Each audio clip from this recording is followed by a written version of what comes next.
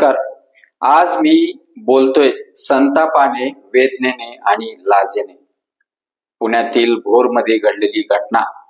एक 3.5-4 वर्षाची निरागस चिमुकलीवरती अत्याचार होतात आणि तिचा निर्दय खून होतो. हे ऐकून जर कोणाचं मन हेलकावत नसेल तर आपण माणूस म्हणून घेण्याचा आपल्याला तो अधिकार नाहीये. आणि ह्या घटना महाराष्ट्रामध्ये अशा घडतात, वारंवार घडतात. याचं कारण काय? कुठं आपण कमी पडतोय? 65 वर्षाचा एक विकृत नरधाम आणि त्याच्या हातून असा घृणास्पद गुन्हा, आणि तो हॅबिच्युअल गुन्हेगार होता. हे फक्त एक व्यक्तीचं आणि यंत्रणेचं, सरकारचं अपयश नाही, हे संपूर्ण व्यवस्थेचं अपयश आहे. आज मी थेट प्रश्न विचारतो, महाराष्ट्र शासन काय करतंय? गृह विभाग झोपलंय का? पोलीस यंत्रणेचा धाक संपलेला आहे का? आणि पोलीस यंत्रणा नेमकं कुठं फेल होते? दररोज बलात्काराच्या घटना, दररोज अत्याचाराच्या घटना, महिला, मुली, अगदी चिमुकल्याही आता सुरक्षित नाहीयेत. ही लाजिरवाणी गोष्ट आहे. हा महाराष्ट्र आहे का?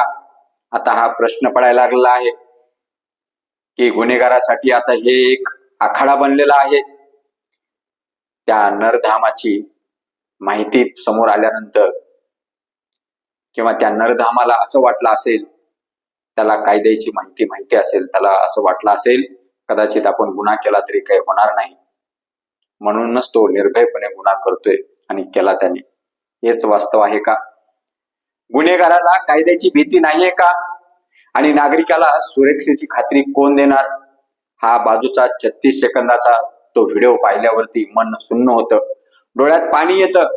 पण सरकारचं मन अजूनही दगडाचंच का बनलेलं आहे? दगडासारखं का आहे? हा मला प्रश्न आहे. आणखी किती मुलीचे जीव जाणार? किती मुलीचे जीव घेणार? आणि किती आई बापाला रडवणार? हा माझा प्रश्न आहे. आणखी किती निष्पाप आयुष्य उद्ध्वस्त होणार? फास्ट ट्रॅक म्हणजे काय? डायरेक्ट चौकामध्ये फाशी द्या, आणि जर लोक रस्त्यावरती उतरत असतील, त्या आंदोलन करत असतील, न्यायाची मागणी करत असतील, तर त्यांच्यावरती लाठीचार्ज करता हे शरम वाटली पाहिजे. हा कसला न्याय? आज गरज आहे कडक कायद्याची.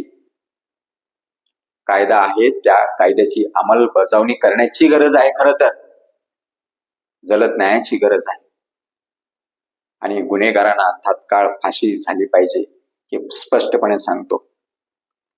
जर सरकार आणि पोलीस यंत्रणा जागी झाली नाही, काल जसे लोक रस्त्यावरती उतरले होते, पुन्हा लोक असंख्य रस्त्यावरती उतरतील आणि न्याय मागतील, मग परिस्थिती हाताबाहेर जाईल.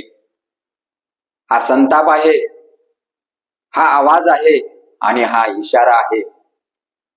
सरकारला जनता सांगते, आता तरी जागे व्हा, नाहीतर इतिहास नोंद ठेवेल आणि इतिहास सांगेल की इतिहास कधी माफ करत नाही, आणि ही इतिहासामध्ये नोंद होईल. कारण हे एक प्रकरण नाही.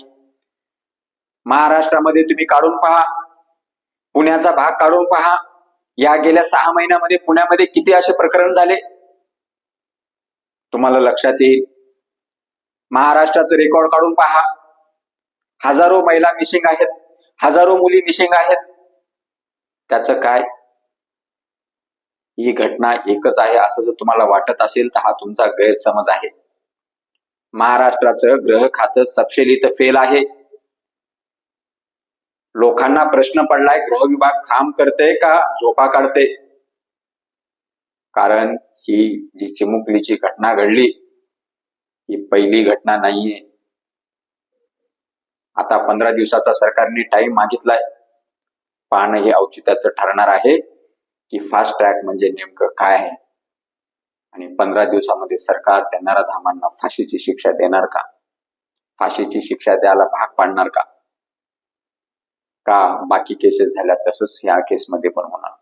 हे बघणं औचित्याचं ठरणार आहे. एक गोष्ट मात्र इथं सांगू इच्छितो, इथे सपशेल पोलीस यंत्रणा आणि गृह विभाग या दोन्हीचीही इथे हार आहे. का हार आहे?